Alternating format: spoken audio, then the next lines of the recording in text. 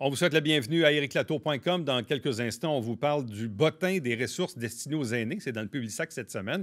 Mais d'abord, on parle de tourisme et à quoi s'attendre pour cet été en Montérégie.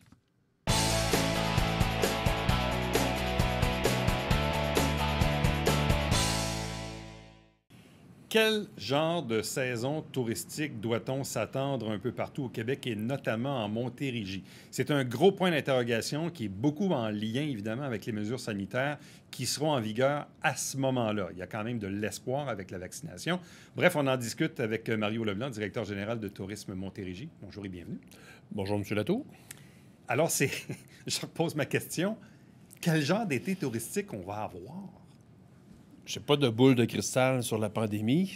On n'est pas des experts en pandémie, mais on est des experts en tourisme. En fait, on se prépare à avoir une saison touristique qui sera au moins similaire à celle de l'année dernière et peut-être même un peu mieux. C'est-à-dire qu'avec l'expérience que l'on a pris au Québec avec les mesures sanitaires, on travaille des choses, on fait des propositions. L'ensemble du réseau des associations touristiques travaille à faire des propositions qui feraient en sorte que il y aurait peut-être des mesures qui seraient différentes de l'année dernière, de l'été passé, mais qui nous permettraient d'avoir, par exemple, peut-être des groupes plus importants dans certains lieux touristiques. Bref, actuellement, on est encore un peu pas un peu, on est encore dans l'incertitude beaucoup face à ça. Mais on espère que d'ici les 2-3 prochaines semaines, on puisse faire connaître les nouvelles mesures sanitaires. C'est pour ça qu'on demande à nos entreprises touristiques d'être patientes et d'attendre avant de prendre des décisions de ne pas opérer ou de ne pas lancer telle ou telle activité. Soyons patients, il y a des choses qui vont s'en venir, les précisions qui vont arriver, peut-être un petit peu plus tard que dans le même processus que l'année dernière, mais il va y avoir des réponses et peut-être des réponses qu'on va plus apprécier que si on les avait maintenant. L'année dernière, on était un peu plus dans la surprise, dans la mesure où la pandémie nous a frappé de plein fouet à la mi-mars. Beaucoup d'incertitudes sur, c'est quoi cette maladie-là? Qu'est-ce que ça va faire?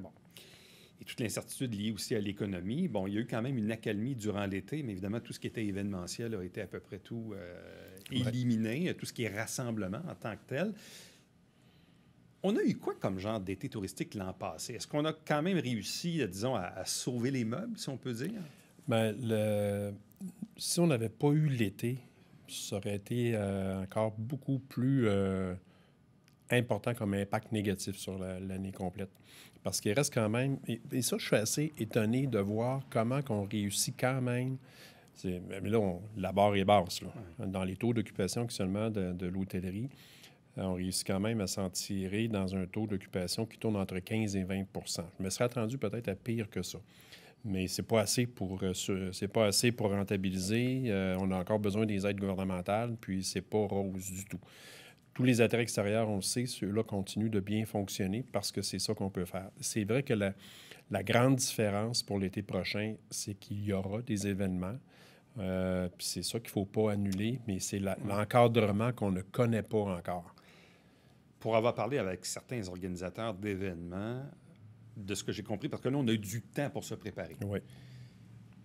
Puis on se dit, soit que le plan, c'est un copier-coller de l'année passée, ou un petit peu mieux, ou beaucoup mieux, ou meilleur. Une espèce de plan A, B, C, D, E, presque. Là. Je prends l'exemple de l'International de Montgolfière, qui visiblement ne tiendra pas un festival avec des 50 000 personnes en avant pour voir Bryan Adams. Évidemment, ça n'arrivera pas.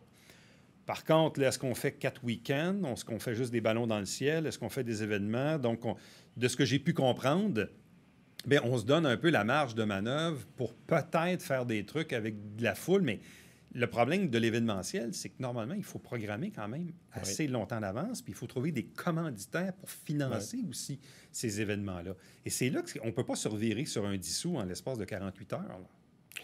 Non, puis c'est pour ça que là, on y va beaucoup à tâtons. Puis, mais moi, ce qui me rassure, c'est qu'il n'y a pas d'événement majeur qui est annulé. Ce qu'on voit, c'est que comme l'International de Montgolfière s'adapte, d'autres événements vont reporter lorsqu'ils peuvent reporter à plus tard à l'automne, début septembre, fin août. Déjà, ça risque peut-être d'être mieux qu'au début de l'été. Mais ça prend une très, très grande capacité d'adaptation et d'imagination et de créativité. Puis je pense qu'on l'a. Nous autres, en tout cas, ce qu'on essaie de faire, c'est d'être là pour nos entreprises, nos organisateurs d'événements, pour les appuyer, parce que faut pas qu'ils soient... Les gens, il ne faut pas qu'ils se sentent isolés là-dedans. Là, on est là pour appuyer. Là. Parce que d'ailleurs, on voyait mercredi matin, je pense que c'est quoi, les Franco puis le Jazz à Montréal qui disaient, bien, écoutez, on va reporter l'événement en septembre. Alors que normalement, on est habitué de voir ça plus en juin, juillet. Ouais. Ici, en Montérégie, bon, évidemment, tout ce qui est vélo, camping, golf, ça va se continuer comme ça se continue en temps normal. Puis là, les golfeurs n'auront pas besoin de porter le masque. Oui, bonne affaire. ça crée beaucoup d'incertitudes dans cette histoire-là la semaine passée. Oui. Avec raison. Moi, je connais des amis qui m'ont dit, ah, là, s'il faut que je mette le masque pour aller jouer au golf, ben, je n'irai pas jouer au golf cet été. Non, effectivement. Puis là, notre principal compétiteur cet été, c'est les patios et les terrains des maisons. Hein, c'est pas il faut travailler. L'intention de voyage des Québécois, elle est encore là. Elle était en légère diminution par rapport à ce qu'on pourrait connaître habituellement. Donc, notre défi, c'est d'amener les gens à sortir, à visiter la région. Et c'est peut-être là que la Montérégie a un avantage parce qu'on a un gros bassin de clientèle et il y a beaucoup d'activités à proximité. Et on encourage même, d'ailleurs, on a travaillé avec des agences de voyage pour développer des forfaits avec hébergement, qui a des rabais, hein, Explore Québec sur la route, et puis on encourage les gens à les utiliser. Là. Ben, tu sais, je prends l'exemple, je ne sais pas moi, quelqu'un qui avait peut-être pour projet d'aller faire le tour de l'Espagne à vélo. Oui. Ben, pourquoi il ne prendrait pas cette personne de Saguenay ou de l'Abitibi et dire, ben, je vais faire ma tournée de vélo en Montérégie, puis aller chercher des nuitées à ce moment-là? Oui. Bien, on le voit déjà. Hein? On a travaillé ça, on appelle ça le staycation dans notre langage marketing. Mais on voit déjà là, que ça a porté fruit. C'est sûr que ça ne remplace pas une saison touristique normale. Là, puis ça ne remplace pas aussi l'impact des réunions d'affaires. Mais ça, on va beaucoup l'encourager. D'autant plus qu'on n'a pas le marché. Actuellement, le marché ontarien, bien, il est incertain pour le moment. Oui, parce que là, d'une part, on n'a pas l'affluence du tourisme extérieur qui vient au Québec, mais en même temps, inversement, les Québécois n'iront pas beaucoup à l'extérieur non plus. Non. Fait que là, c'est quoi? Il faut... C'est ou bien ils passent leurs vacances sur leur galerie à la maison, sur le tour de la piscine, ou bien on les invite à sortir puis à consommer, dans le fond, des attraits autrement. C'est ça qu'on travaille depuis... on a travaillé ça pour l'automne dernier, cet hiver, puis on va le travailler encore pour... C'est sûr qu'on ne visera pas que la Montérégie. On va travailler le marché québécois en entier comme toutes les associations touristiques. Mais nous, on a un avantage sur bien d'autres régions. C'est on est une région populeuse, une région des gens qui aiment voyager et qui ont les moyens de voyager. Puis on a Puis je pense que les gens ne chercheront peut-être pas les longs séjours tout le temps. On a ce qu'il faut pour offrir des courts séjours, 1 ou 2 nuits avec un éventail d'activités. Et le vélo, qui est très populaire, eh bien, la Montérégie, là, en termes d'offres de vélo, le parcours cyclable, on n'a pas beaucoup à envier à d'autres régions. On a quelque chose d'extraordinaire ici sur place. Donc, ça revient un peu à ce que je disais tantôt. Tout ce qui est camping, golf et vélo, l'offre, elle est là. Au niveau d'aller chercher des nuitées, c'est là qu'est un peu le défi. Bon, dans la dernière année, plusieurs se sont payés des nuits à l'hôtel avec un repas à la chambre. C'était sympathique. Mais est-ce que je me trompe en disant aussi que la clé là-dedans, c'est la journée où les restaurants vont rouvrir, les terrasses vont ouvrir, même s'il y a des limitations, même si on ne peut pas être maximum, bon, même s'il y a des restrictions, l'ouverture des restaurants et des terrasses, ça frappe quand même l'imaginaire dans les libertés qu'on a comme individus. Surtout nous autres, là, quand on parle de terrasse ou de restauration avec les produits agrotouristiques, c'est d'ailleurs quelque chose qu'on travaille, de retrouver nos produits agricoles qui sont produits ici dans les menus des restaurants. C'est sûr que ça change un peu la dynamique. On va être beaucoup plus porté à sortir lorsque les restaurants vont être ouverts. D'ailleurs, les hôteliers nous l'ont dit. Quand il y a eu une ouverture des restaurants, ils ont vu un changement dans les nuitées. Et ça, c'est comme si ça vient ensemble un peu. Ça vient ensemble. Puis moi, ce que j'inviterais aussi les gens de la Montérégie à regarder les forfaits sur explorequebec.com et sur Passeport Attrait aussi, où là, vous avez des rabais importants pour des séjours ou des visites dans les attraits touristiques. Et dans la section Passeport, d'ailleurs, on a beaucoup d'offres en Montérégie. Mais j'invite les deux, explorequebec.com et Passeport Attrait. C'est des rabais très importants. En fait, c'est des programmes qui ont été mis sur pied par le gouvernement du Québec pour aider l'industrie touristique dans la période de COVID. Puis, ça donne des rabais jusqu'à 40 % sur des activités. Vous avez dit tantôt que vous demandez aux intervenants touristiques d'être patients encore quelques semaines, puis de ne pas tout de suite dire on ferme la saison, puis ainsi de suite. Puis vous avez dit que donc vous bénéficiez encore des programmes d'aide du gouvernement. Ouais. Ils sont à quelle hauteur en ce moment, ces programmes-là? Est-ce qu'ils aident vraiment les intervenants touristiques? Oui, ils aident. C'est sûr que c'est jamais suffisant dans le sens que ça ne remplace pas la vraie industrie, là, mais ils aident beaucoup. C'est le programme d'aide au loyer qui a été d'ailleurs assoupli en cours de route, la subvention salariale. L'industrie touristique, on avait demandé qu'elle soit prolongée. Elle va l'être. Ça a été annoncé cette semaine dans le budget. Elle va être l'être jusqu'en septembre de façon régressive. Mais oui, elle aide. Ces programmes-là aident beaucoup, là. Et il y en a aussi d'autres, là, notamment pour la restauration que l'on connaît. Mais les deux principaux programmes, c'est la subvention salariale et l'aide au loyer. Bon, quand vous dites qu'il faut attendre encore 2-3 semaines, est-ce que c'est parce qu'on s'attend à de nouvelles annonces gouvernementales ou si on dit 2-3 semaines parce que ça va laisser le temps autant de voir si on maintient le cap sur la vaccination et le contrôle de la troisième vague? Là, ce que je veux dire, c'est purement mon avis personnel. Actuellement, le contexte se prête mal à annoncer des mesures, je dirais des mesures sanitaires qui pourraient être plus assouplies que celles de l'année dernière pour la tenue d'événements, par exemple. Je pense que le contexte actuel est beaucoup plus un contexte où on va faire preuve de prudence avant d'annoncer des choses. Donc, c'est pour ça que moi, je crois que si on peut... Bon, si la situation s'améliore autant en Ontario qu'ici, d'ici les 2-3 prochaines semaines, on pourrait connaître peut-être... on va peut-être connaître les nouvelles mesures que l'on espère seraient un peu différentes de l'année dernière. C'est pour ça que le contexte ne se prête pas tellement à annoncer ces choses en ce moment, mais on sait qu'il y a des choses qui sont en réflexion. C'est sûr que c'est en réflexion. Oui. L'été dernier, parce que là, même l'été dernier, on n'avait pas encore les codes de couleur comme tels, là. Non. Mais bon, les restaurants étaient quand même ouverts, les terrasses, même les bars ont rouvert quelque temps, les gyms étaient ouverts et tout ça, les salles de spectacle. Donc, il y a quand même eu une période, disons, à partir de la fin juin, juillet, août, où on était davantage dans la normalité. Il n'y avait pas de grands rassemblements extérieurs, mais il y avait quand même une forme de normalité. Ça, c'est le minimum vital. Mais dans le fond, si on permet d'avoir des rassemblements de 50 personnes, de 250 personnes à l'extérieur, disons, ça change la donne. Bien, ça change la donne. Puis, est-ce qu'on pourrait aussi penser, au lieu d'y aller en termes de nombre, mais d'occupation en fonction de la superficie? On serait peut-être plus dans le 250. On pourrait peut-être être dans un montant, dans des rassemblements plus élevés, qui ferait en sorte qu'on respecterait aussi respecter les risques sanitaires, je dirais. Comme on se retrouve dans des magasins, les magasins, c'est en fonction d'une superficie qu'on détermine le nombre. Et c'est ça qui serait souhaitable et qu'on souhaiterait. Mais c'est sûr que là, ça, c'est le besoin de l'industrie touristique. Est-ce que ça répond aux besoins de sanitaires? Dit, si on a un parc de, je ne sais pas moi, 100 000 pieds carrés, bien, on peut-tu mettre X nombre de personnes là-dedans? Oui. C'est ça.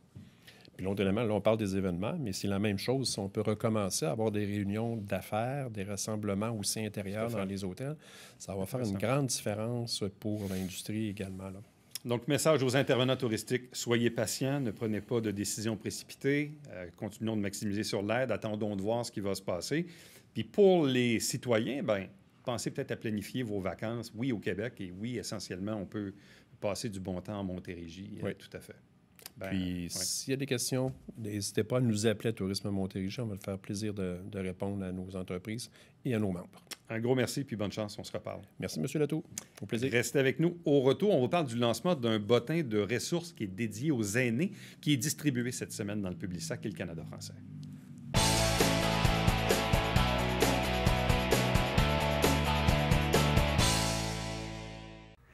Salut, ici Alexandre Baudouin. Et François Trépanier. François, cette semaine à Sport Express. Simon Bédard de Hockey Le Magazine en première partie. En deuxième, le combattant joannais Michael Dufort est avec nous. Qui risque d'avoir peut-être besoin de nous autres, On François. l'espère. Ouais, manquez pas ça.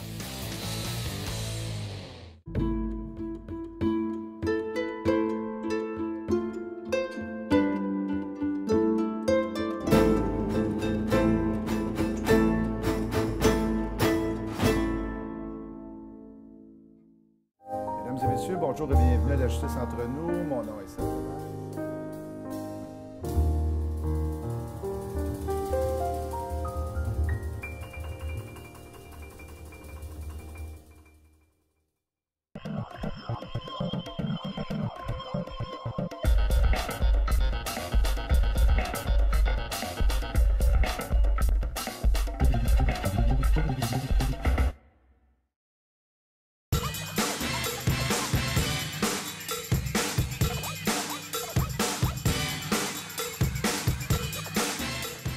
dimanche 9h30, Télé Bingo, on vous attend.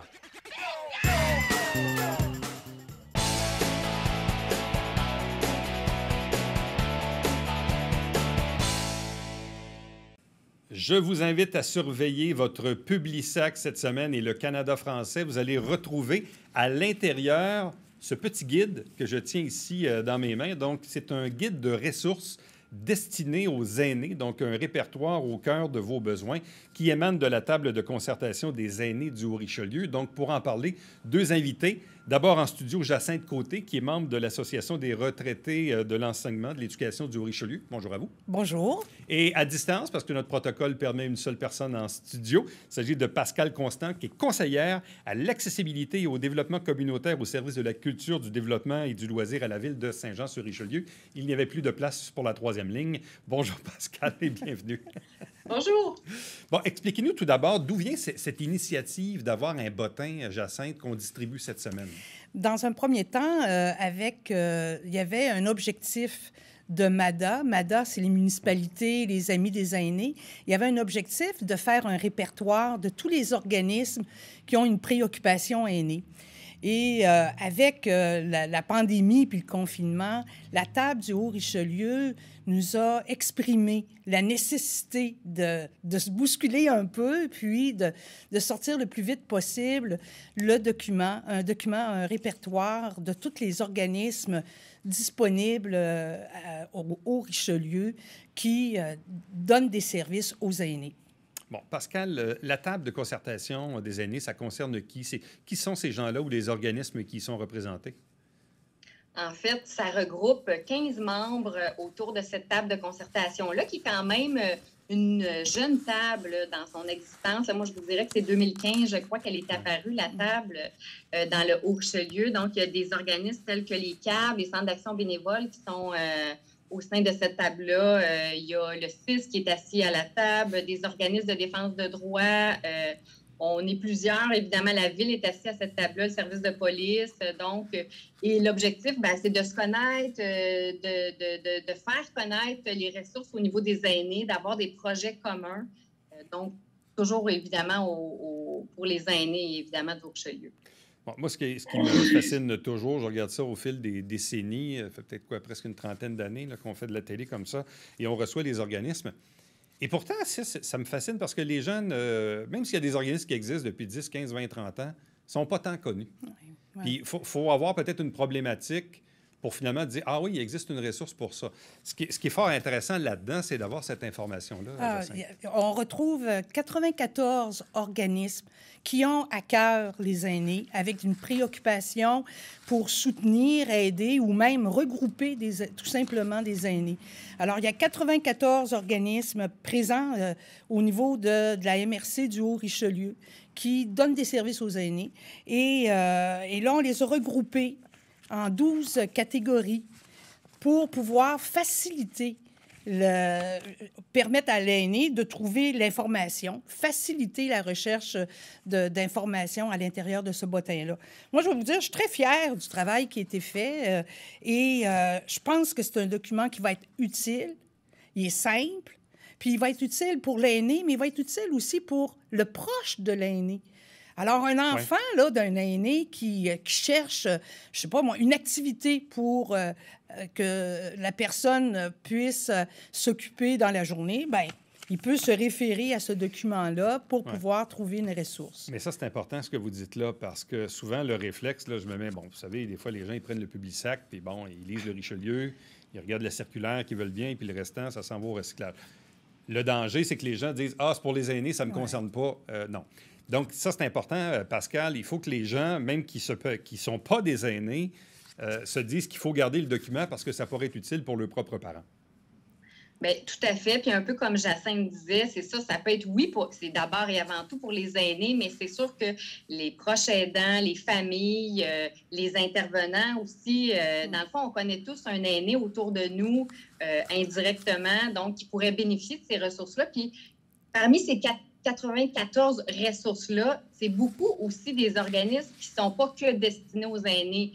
La plupart ont toutes sortes de programmes et de services pour les aînés, mais quand même, c'est des organismes qui sont dans la région et qui pourraient être utiles aussi pour d'autres membres de la famille. Mais nécessairement, ce bottin-là va venir, c'est ça.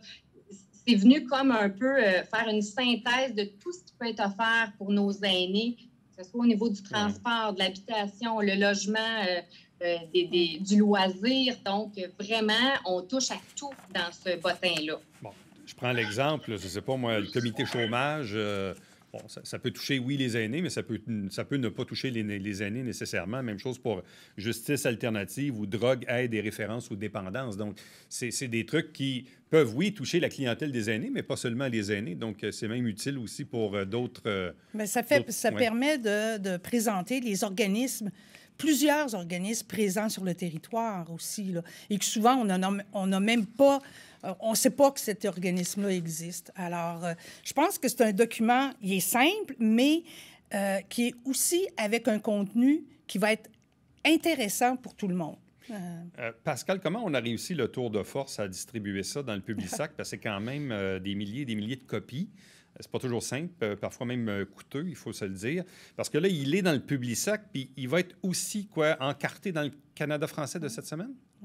Oui, exactement, parce que au départ, c'était sûr que c'était pas nécessairement notre choix premier de distribuer ça à 50 000 copies, plus les 12 000 copies du Canada français, par souci d'environnement aussi, parce qu'on sait très bien que parfois, les circulaires peuvent se retrouver dans le recyclage directement. Mais évidemment, avec la pandémie, on trouvait que c'était nécessaire. On ne pouvait plus y aller de façon traditionnelle avec les partenaires comme nos organismes qui auraient pu faire la distribution à travers leur activité courante. La pandémie a fait en sorte que pour plusieurs, il y a eu des pauses. Donc, on s'est dit, il faut définitivement rejoindre nos aînés. C'est le moyen qu'on a trouvé. On a eu l'aide, évidemment, de partenaires financiers fort importants pour réaliser ce tour de force-là, comme tu dis, parce que c'était pas prévu initialement que ça coûte des sous. C'est sûr que d'être encarté dans le Canada français et d'être dans le Publisac, il y a un coût nécessairement à ça et à l'impression aussi et à la distribution. Donc, on a des partenaires fort précieux qui ont accepté de donner un coup de main, dont la MRC du Haut-Richelieu, nos élus, la ministre Marguerite Blais, Claire Sanson, Louis Lemieux, Claire Isabelle. Il y a la REC aussi qui a contribué. Il y a le Canada français et la Ville de Saint-Jean qui se sont mis tous ensemble pour faire en sorte que cet outil-là puisse être distribué le plus largement possible dans le Haut-Richelieu. Bien, ça, c'est l'autre point aussi. Donc, ça ne touche pas que la Ville de Saint-Jean-sur-Richelieu, mais bien le Haut-Richelieu au complet. C'est ça. C'est la MRC du Haut-Richelieu. C'est ça. Ça touche tout le monde là, du Haut-Richelieu parce qu'il y a des organismes qui sont... je vais prendre la Colle. Il y a un peu en région, on a des organismes qui sont là, qui viennent en aide aussi aux aînés. Alors, on a fait vraiment, là, on a essayé de trouver tous les organismes qui avaient une préoccupation aînée et de les regrouper ensemble. Pascal, est-ce que les organismes avec lesquels vous êtes en relation vous disent qu'ils ont parfois de la difficulté à rejoindre les aînés, à rejoindre cette clientèle-là, à se faire connaître? Bien, tu l'as nommé un peu au début, Éric, tantôt, justement, souvent, quand on n'a pas besoin d'un service ou qu'on n'a pas la ressource qu'on connaît, on n'est pas porté, justement, à chercher ou tant qu'on n'a pas besoin de ce service-là, qu'on n'a pas une problématique X ou un besoin quelconque. Mais nous autres, on souhaitait justement faire en sorte que ça soit disponible, ce bottin-là, pour justement... des fois, on entend parler quelqu'un, un voisin, que ce soit dans la famille, qui ait un besoin d'un service quelconque. Et cet outil-là va venir justement répondre à plusieurs besoins. Mais pour répondre à ta question sur le fait, est-ce que les organismes, parfois, ont de la difficulté à rejoindre, je pense que tu l'as nommé aussi tantôt, c'est toujours en perpétuel, tu sais, il faut faire en sorte que nos organismes puis nos ressources du milieu, on en parle quotidiennement pour justement que ça soit connu. Mais c'est tant qu'on n'en a pas besoin naturellement, on dirait que c'est ça, on n'est pas porté à aller chercher l'information. Puis l'autre aspect bien important sur le bottin papier, c'est qu'on voulait aussi s'assurer que nos aînés, ils ne sont pas tous branchés Donc, parfois, on oublie ça. On est rendu en 2021. Il y a beaucoup d'outils technologiques. Puis en pandémie, on n'a pas eu le choix de se retourner vers la technologie, mais il y a encore beaucoup d'aînés qui ne sont pas branchés avec des outils technologiques. Est-ce qu'on a l'équivalent du bottin en format électronique ou c'est plus via Assisto? Ou Il va être en format électronique aussi. Alors, tous les organismes vont pouvoir en faire la distribution via leur page web. Ça, il n'y aura pas de problème. Mais la priorité, dans la première étape qu'on voulait franchir, c'est de le rendre papier, disponible papier à toutes les portes du Haut-Richelieu aussi, là. Mais il sera disponible en version électronique aussi. En terminant, Pascal, évidemment, on a dû travailler là-dessus pendant quelques semaines, voire quelques mois.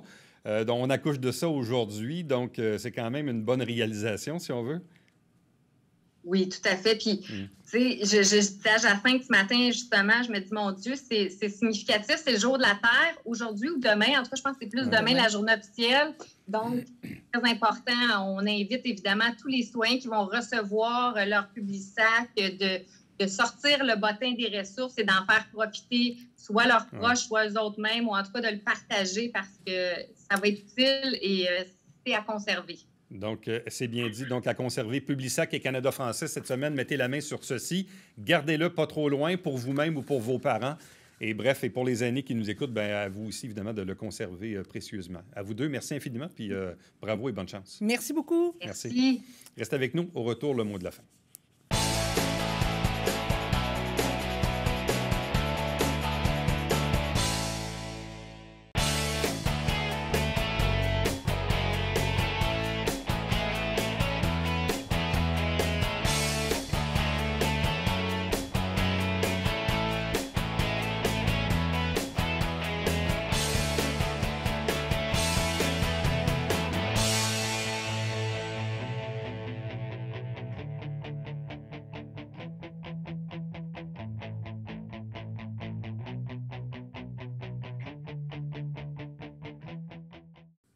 La semaine prochaine, collecte de sang du côté du Carrefour Richelieu à Saint-Jean-sur-Richelieu. Et comme Emma Québec le fait déjà depuis presque un an, les collectes de sang maintenant se font sur rendez-vous. Donc, vous devez soit écrire, remplir le formulaire ou appeler. Bref, vous devez avoir un rendez-vous pour fixer l'heure à laquelle, bien sûr, vous allez bien sûr faire votre don de sang. À demain.